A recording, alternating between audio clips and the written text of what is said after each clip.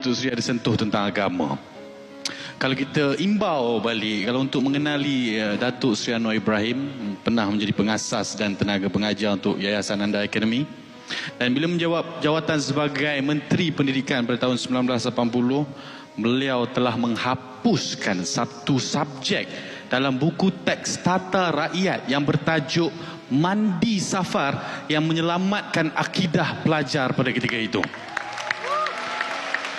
Datuk Seri, macam mana kalau benda itu dah menjadi kebiasaan, Datuk Seri mengambil satu inisiatif yang bagi saya luar biasa untuk merubah satu benda itu. Bagi saya, kita bukan setakat perlu mencari ilmu, tapi harus celik ilmu. Datuk Seri? Ya, saya bukanlah contoh yang baik. Saya ada kelemahan, ada orang yang lebih baik. Tapi apa dia kekuatan kita? Pertama, kita menimba ilmu. Kedua, dengan keyakinan. Dan ketiga, kita harus bergantung kepada para ulama, sarjana, baca pandangan, dengar mereka. Tetapi jangan pakai satu sebagai suatu kenyataan yang muktamad sebelum kita kaji. Ya. Dalam hidup ini, sebab tu moto hidup saya dan juga kebetulan parti, in uridu illal islah mastata'. Kita yakin bahawa tidak ada pekerjaan lebih baik daripada membuat perubahan, reform atau reformasi sedaya upaya kita. Ini doa Nabi Allah Syuaib dalam Al-Quran. Ya, maknanya keupayaan kita, kesungguhan kita bawa perubahan. Kita tengok umpamanya mandi safar, itu dikaitkan dengan agama. Dia budaya tapi ada syiriknya. Nak tebus dosa, mandi di pantai, di Kedah. Ya. Masa itu meluas. Dan kalau yang lama-lama ingat, kemudian di pantai Port Dickson seru. Tapi ini kan salah. Dia nak pergi mandi, dia mandilah. Tapi jangan kait dengan membersihkan dosa. Jadi bila saya tahu ini, tapi ini sudah teks. Dan bila kita nak hapuskan, ada yang menentang. Katanya ini soal budaya Melayu. Saya kata boleh budaya Melayu, tapi kalau dia Melayu itu yang menyesatkan, yang syirik, tak boleh. Dan salah kerana dia masuk ke dalam buku teks. Orang nak mandi waktu bulan mana pun dia mandi, bukan urusan saya.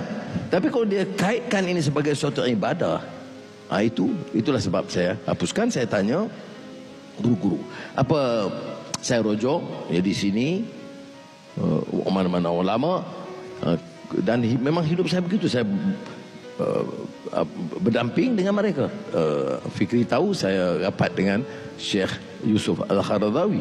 Malah hari Isnin kedua-dua anak lelaki dia akan datang untuk menyerahkan beberapa karya penting Qaradawi. Kerana Qaradawi dah wafat tahun yang lalu. Ya, anak-anak ni tahu hubungan pribadi saya dengan ayahnya, maka akan bawa buku-buku penting Syekh Yusuf Qaradawi dan untuk serahkan kepada saya. Itu hari Senin malam insya-Allah.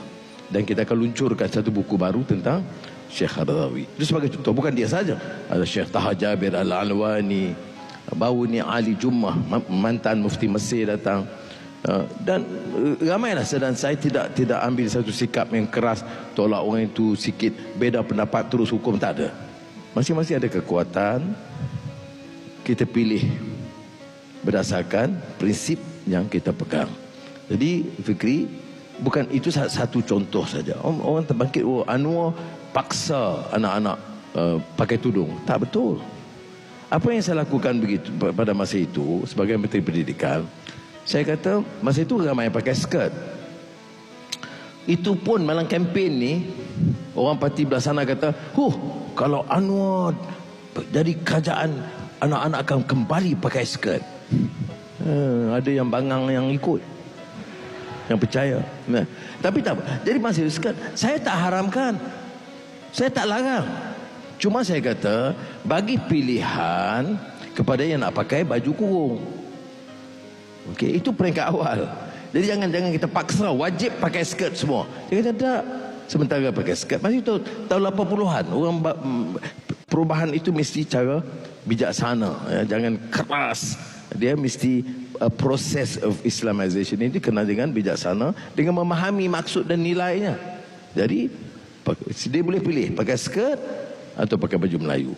Jadi saya kata pulang-pulang hari Jumaat pakai baju Melayu lah, molek sikit. Begitu. Kemudian lama-kelamaan kita bagi kefahaman dia pilih Tapi saya tidak mewajibkan atau menghina. Itu beda. Setengah-setengah orang baru belajar sedikit, terus hina orang, terus hukum. Dan menakut-nakutkan. Saya tidak fikir begitu kerana saya masih berpegang cara pendekatan dakwah yang baik dan tidak cuba melecehkan orang lain, termasuk tak apatah lagi dalam negara kita. Dalam kelas itu ada orang yang mau ikut, ada yang tidak mau, ada yang Islam, ada yang bukan Islam. Jangan biar sampai di kelas itu merasa ada kategori. Ada kategori kelas A atau kelas B.